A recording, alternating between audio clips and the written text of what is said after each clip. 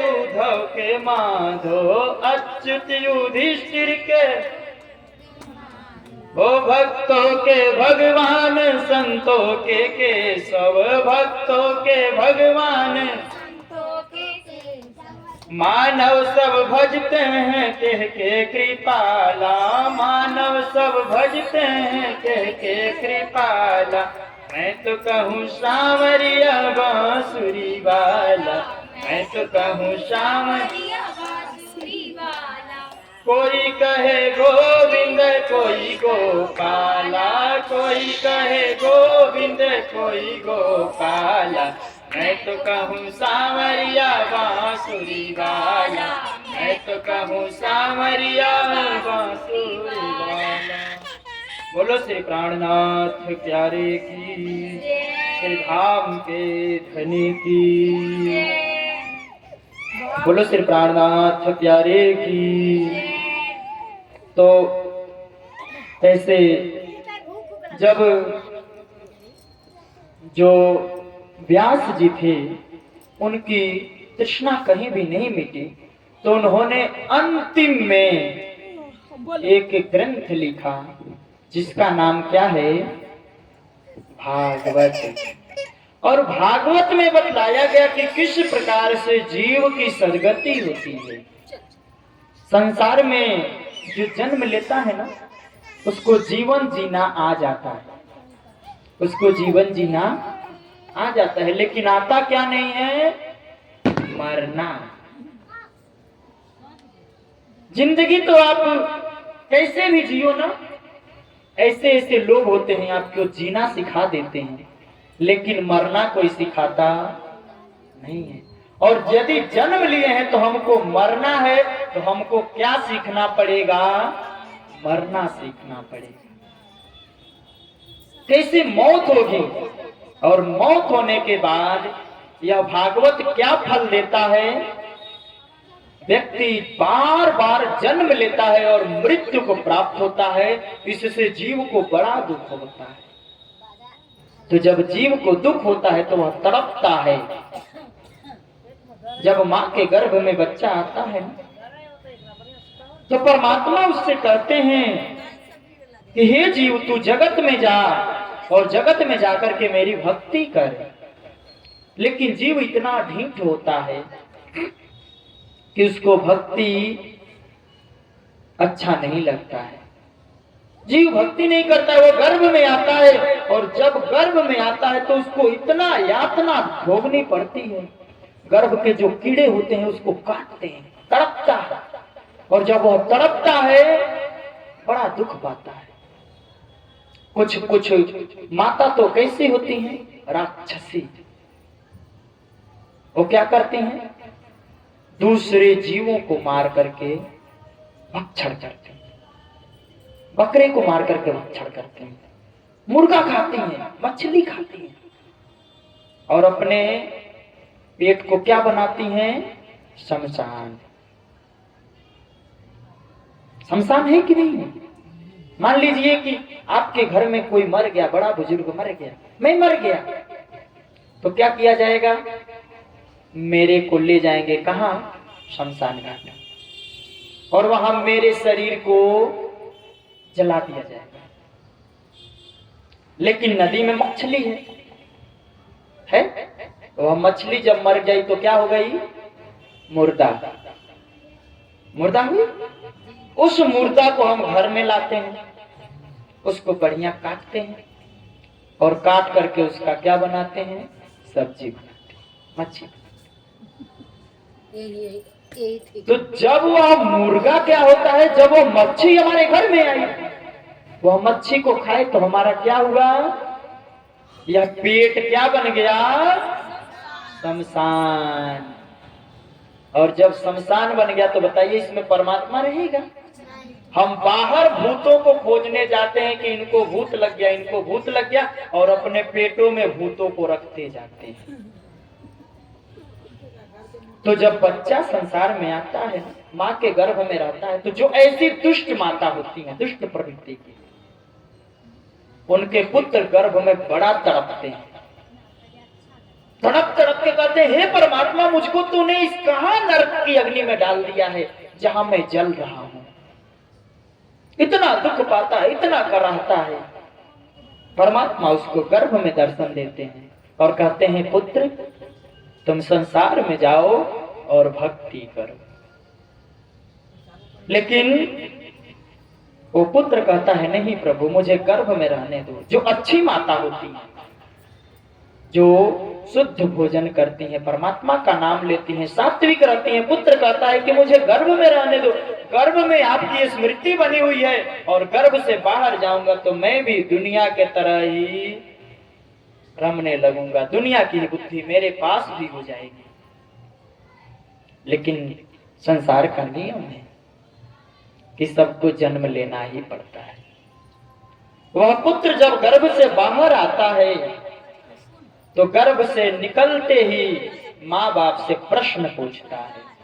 क्या पूछता है आप लोग बताएंगे? बच्चा पहला आवाज करता है कि हाँ, कि हाँ। वो पूछता है मैं कौन हूं, मैं कहां से आया हूं, सभी सृष्टि को बनाने वाला परमात्मा कहां है, मेरे आत्मा का मालिक कहां है। इस प्रकार से जब बच्चा प्रश्न करता है तो माता पिता के पास क्या उत्तर है? उत्तर है, माता पिता कहते हैं देखो पुत्र, मैं तुम्हारी माता हूं, ये तुम्हारे पिता हैं, ये तुम्हारे भाई हैं, ये तुम्हारे संबंधी हैं। वह पूरा जीवन अपना उसी में उलझ करके रहता है, पूरा जीवन माता पिता भाई बंधु में ही उलझ के रह जाता है और अंतिम समय आता है वह भी मृत्यु को प्राप्त हो जाता है। कैसे? जैसे एक बैल होता है, वह बैल संसार में जन्म लेता है, कर्म करता है। जितने भी लोग हैं ना, जो जन्म लिया उसको कर्म करना ही पड़ता है। बैल का कर्म है वह जुआ अपने गले में लगाएगा और खेत जोतेगा, उससे जो अनाज प्राप्त होगा किसान उसका उसी बदले उसको भरण पोषण करेगा। ऐसे इंसान है, वह जन्म लेता है, भक्ति करता नहीं, अपना जीवन कैसे जी रहा? बैल की तरह। बैल को कुछ लेना देना नहीं है, कर्म करता रहेगा, एक दिन मर जाएगा। इंसान भी ऐसे जन्म लेता है, अपना पूरा गृहस्थी संभालता है, चलाता है और अंतिम समय में उसकी मृत्यु हो जाती है। कुछ नहीं किया, अपनी जिंदगी में शून्य रह गया।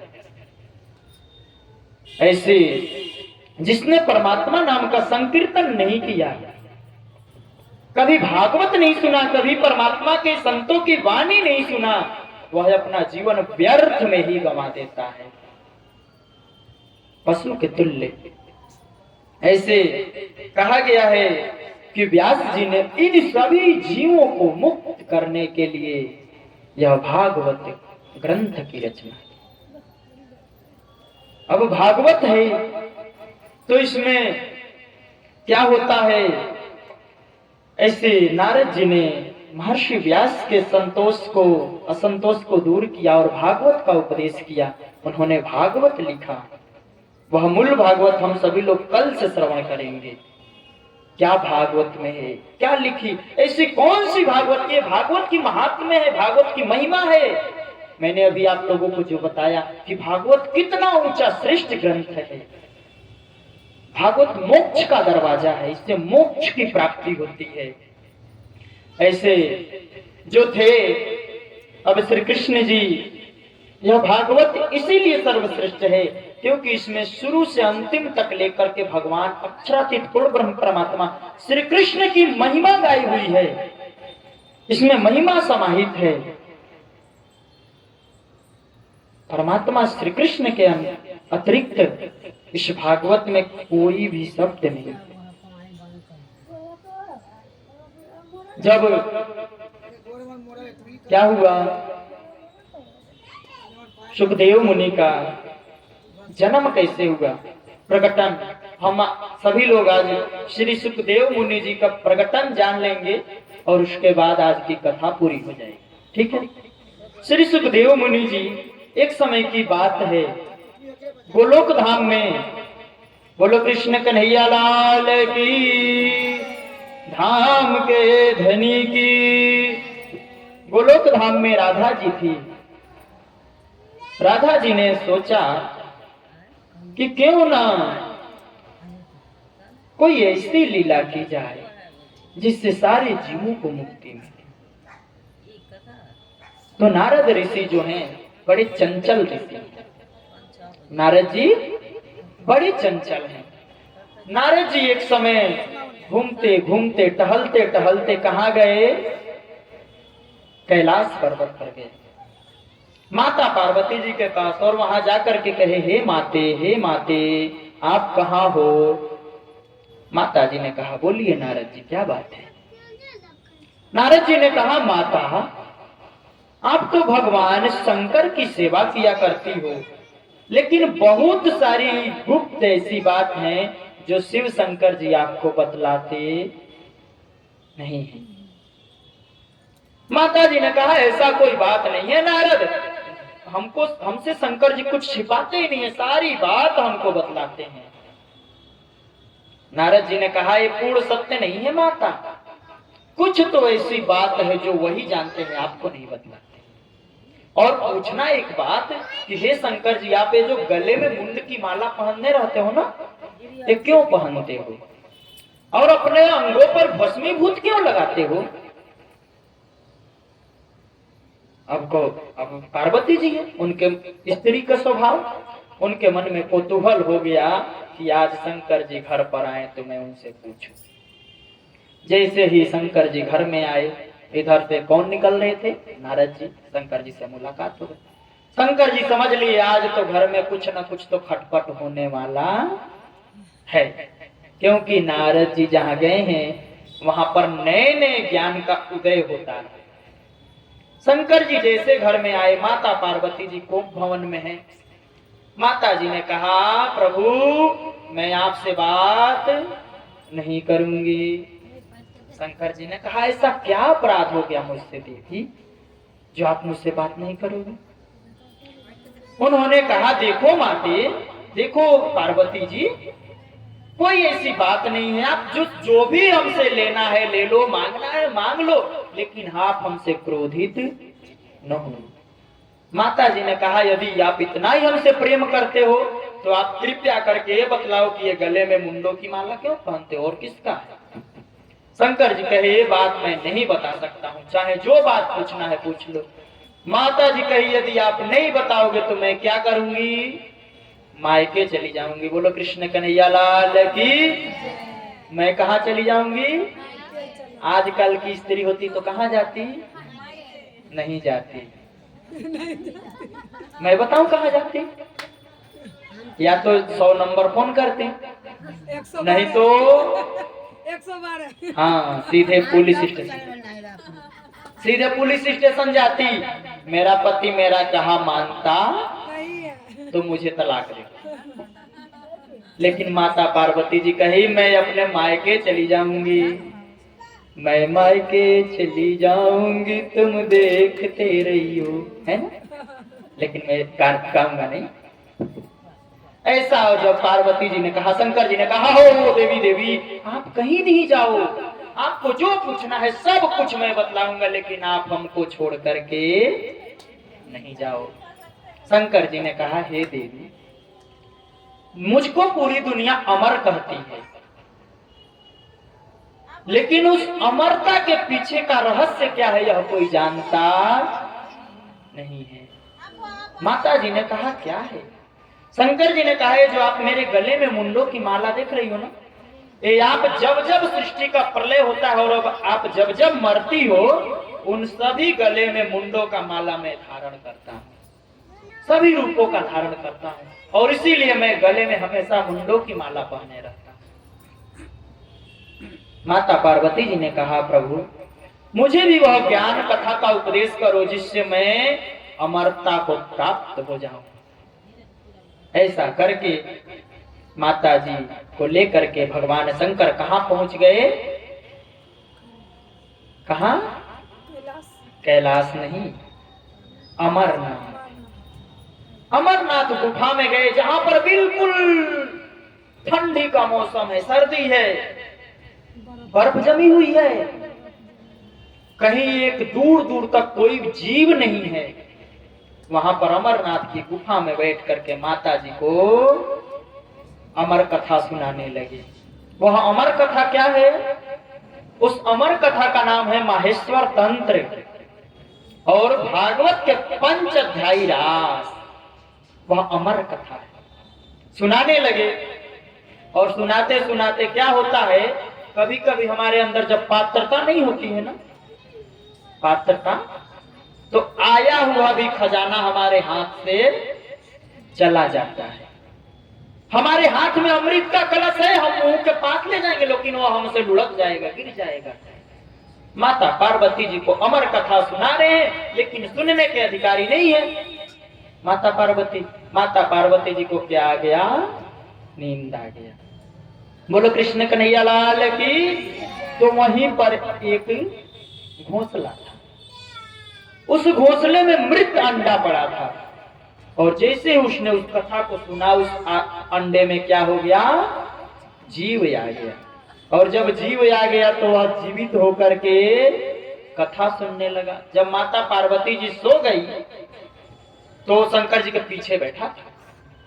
कथा पीछे बैठ करके नहीं सुनना चाहिए, आगे बैठ करके ही सुनना चाहिए। तो वह पीछे बैठा था, कथा सुन रहा था। और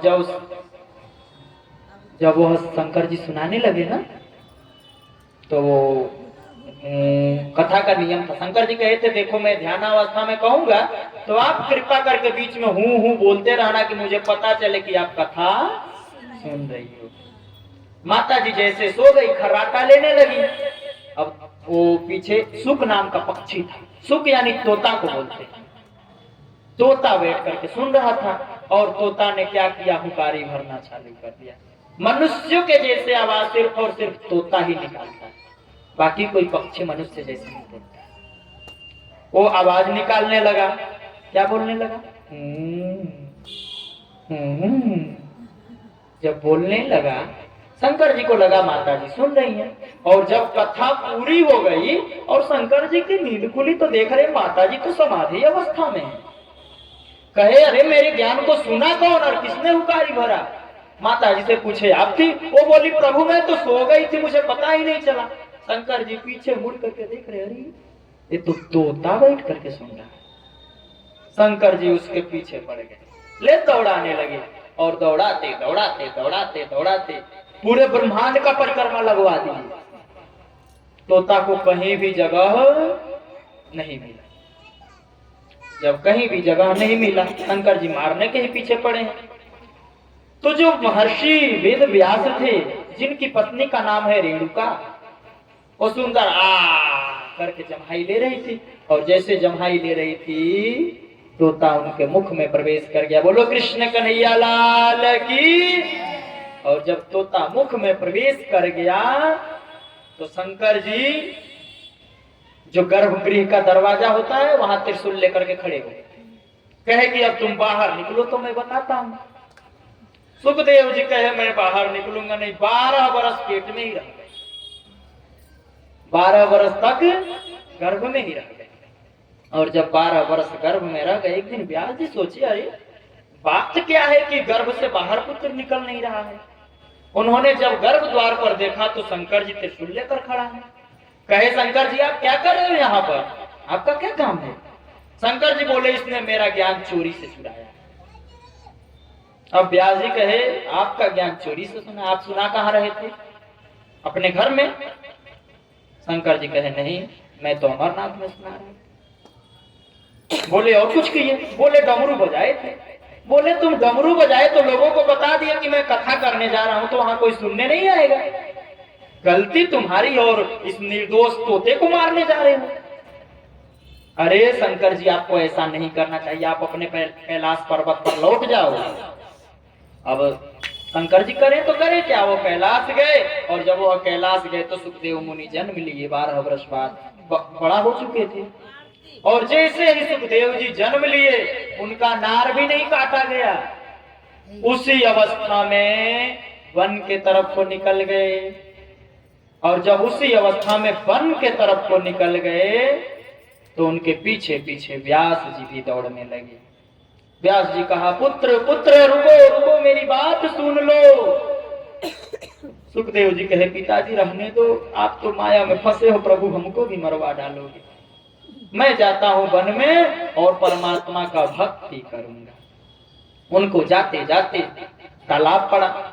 उस तालाब में स्त्रियां, नौयुवान स्त्रियां, 16 वर्ष 20 वर्ष की अवस्था की स्त्रियां स्नान कर रही थी। उनको देख करके एक भी स्त्री ने बदन पे कपड़ा नहीं डाला।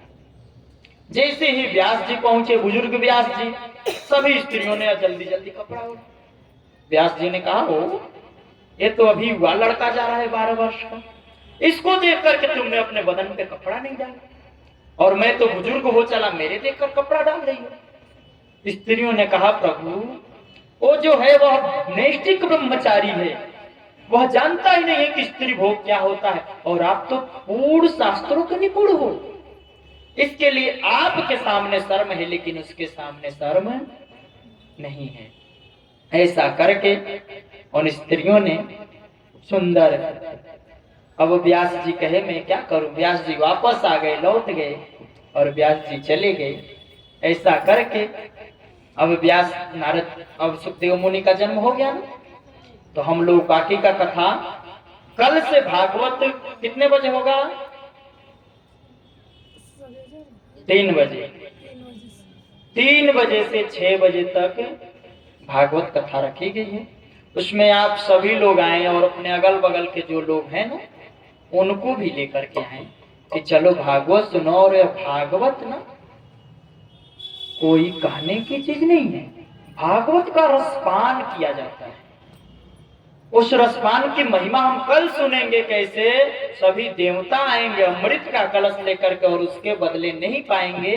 तो हम चाहते हैं कि इन सभी कथाओं का सामूहिक ज्यादा से ज्यादा लोग लाभ ले सके। बोलो श्री प्राणनाथ प्यारे की। वीडियो बंद कर दो। तो हम सभी लोग एक सुंदर कीर्तन के साथ में पूरा करेंगे।